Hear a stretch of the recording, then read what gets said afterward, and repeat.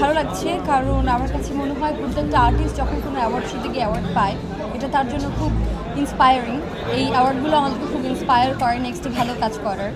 আর আজকের প্রোগ্রামটা নিয়ে যদি বলতে চাই, তাহলে ইট ওয়াজ ভেরি গুড প্রোগ্রাম। খুব অর্গানাইজ ছিল, বাট নর্মালি হয় কি অনেক প্রোগ্রামে গেলে মনে হয় অনেকে অনেক আগে চলে যায়, বাট আজকের প্রোগ্রামটা খুবই ভালো ছিল এবং খুবই অর্গানাইজ ছিল। সো সবাই বসে আমরা শোটা এনজয় করেছি। যে কাজটার জন্য আপনি অ্যাওয়ার্ড পেলেন সেটা তো দর্শকের ভালোবাসা অলরেডি পাচ্ছেন, পেয়েছেন, আজকে একটু অন্যভাবে পেলেন, কেমন? বকুল ফুল আসলে এমন একটা প্রজেক্ট যেটা আমার কাছে মনে হয় আমার জীবনের একটা অন্যতম প্রজেক্ট, কারণ এখানে আমি অনেক ডিফারেন্টভাবে অ্যাক্টিং করেছি, যেটা আমি কখনো ভাবিনি যে আমি আসলে এভাবে নিজেকে দেখতে পারবো। ওটার জন্য আমার ডিরেক্টর, আমার এন্টায়ার টিমকে থ্যাঙ্কস যে আমাকে এই নাটকে কাস্ট করা হয়েছে। অনেকেই কাজটা দেখেছেন এবং অনেক প্রশংসাও আমি পেয়েছি কাজটার জন্য, এবং আজকে সর্বশেষে আমি একটা অ্যাওয়ার্ডও পেলাম কাজটার জন্য। সো এটা আমার জন্য অনেক বড় একটা পাওয়া। মাইকে রিসেন্টলি দেখা যাচ্ছে প্রতিটা নাটকে নিজেকে খুব ভাঙছে বা গ্রুমিংয়ের জায়গা, এক একটা ক্যারেক্টার। শুরুর দিকে যে জায়গাটা ছিল যে অ্যাক্টিং, এই জায়গাটা আসলে কেন কোন জায়গা থেকে বেছে নিলেন? তা থাকে না একটু কমও দেখা যায়। মাঝখানে যখন আমি একটা প্যাটার্নের নাটক করছিলাম, অনেকের কাছে তখন মনে হয়েছে যে আমি একই প্যাটার্নের কাজ করছি, এবং সবাই আমাকে বলতো যে তোমার কাজ খুব ভালো লাগে, অনেক ফানি, খুব হাসি আসে, ব্লা। তো আমার কাছে খুশি লাগতো। আবার একদিক থেকে মনে হতো যে আচ্ছা, তাহলে কি আমাকে সবাই একটা প্যাটার্নেই নিয়ে নিল, আমি কি কখনো সিরিয়াস কাজ করতে পারবো না?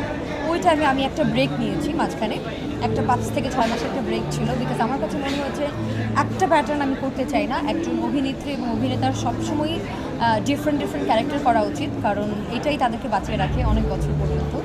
সো এই কারণেই ব্রেকটা নিয়ে এবার আমি একটু ডিফারেন্ট ক্যারেক্টার এক্সপ্লোর করার ট্রাই করছি, যাতে আমি নিজেকে ডিফারেন্টভাবে দেখতে পারি, প্লাস মানুষও আমাকে অন্যরকমভাবে দেখতে পারে।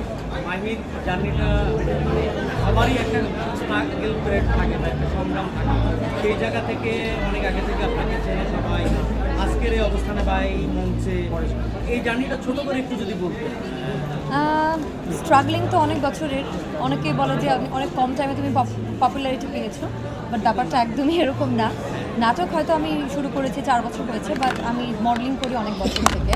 আমি 2014 থেকে যেহেতু কম্পিটিশন থেকে এসেছি, তখন থেকে মডেলিং করি, তারপর নাটকে আসা। সো 14 থেকে এখন 2025, ইটস আ লং টাইম। অনেক হার্ডওয়ার্ক অফকোর্স করেছি, এটার পেছনে অনেক ডেডিকেশন ছিল এবং অনেক মানুষের সাপোর্ট ছিল। সো এই জন্য হয়তো অনেকটা ইজি হয়েছে আমার পথ। So it was a big struggle. এই সাকসেসের জন্য বাহির আসলে মূল মন্ত্র কি ছিল? থাকে না যে একটা আমার কাছে মনে হয় যে এখনও মানে সাকসেস, হ্যাঁ পপুলারিটি পেয়েছি, বাট আমি এরকমভাবেই আসলে এই জায়গাটাতে একটা জায়গা নাম একটা ক্রিয়েট করতে চাই নিজের, যেটা আজকে থেকে 25 বছর পরে যখন অন্য একটা জেনারেশন আসবে, তখনও যাতে বলে যে হ্যাঁ উনি ভালো অভিনয় করতেন। এরকম একটা জায়গায় নিজেকে আমি দেখতে চাই। আমার কাছে মনে হয় এখন পর্যন্ত যে সাকসেস আমি পেয়েছি, it's nothing compare to that. So I am waiting for that kind of a success. আপনার নাটক ওপার বাংলার লোক দেখে, এটা যেহেতু অনলাইনে, এটা কি আপনি খেয়াল করেন? হ্যাঁ, আমি কমেন্টস করি অনেক। কলকাতা থেকে অনেকে কমেন্টস করে মাঝেই সব পোস্টে, ভিডিওতে, নাটকের নিচে আমি মোস্ট অফ দ্য টাইম আমি কমেন্টস করি। সো ভালো লাগে দেখতে যে ডিফারেন্ট একটা কান্ট্রির মানুষ আমাদেরকে চিনছে, আমাদের কাজকে সম্মান করছে।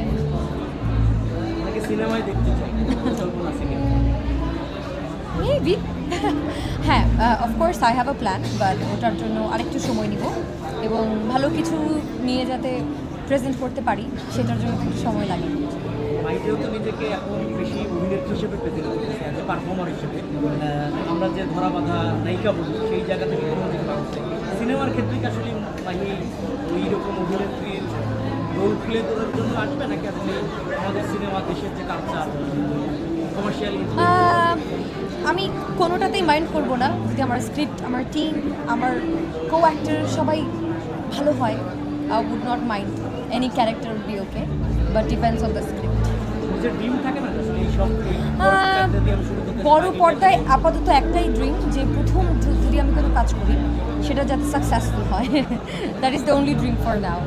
সিলেটি ভাষায় আপনাদের দর্শকদের যারা আপনার নাটক দেখে প্রতিনিয়ত, যাদের জন্য আপনি আজকে থ্যাংক ইউ সবাই রে, যারা আমার নাটক দেখেন এবং আমার এই শুটটাকে সাপোর্ট করছেন। আপনারা ওলান সাপোর্ট করবা, বিকজ আপনারা সাপোর্ট ছাড়া ইটস নট পসিবল। মাঝে মাঝে মাহিকে আমরা কন্টেন্টেও দেখি, কন্টেন্ট ক্রিয়েট করতে একজন বেস্ট ফ্রেন্ড বলি, বেস্ট পার্টনার বলি, যেটাই বলি, সেই জার্নিটা কেমন যাচ্ছে? ভালো। আমি এখন আরেকটু প্রফেশনালি করার ট্রাই করছি। Let's see. Thank you everyone. Thank you Maisha, চলো। থ্যাংক ইউ ভাইয়া।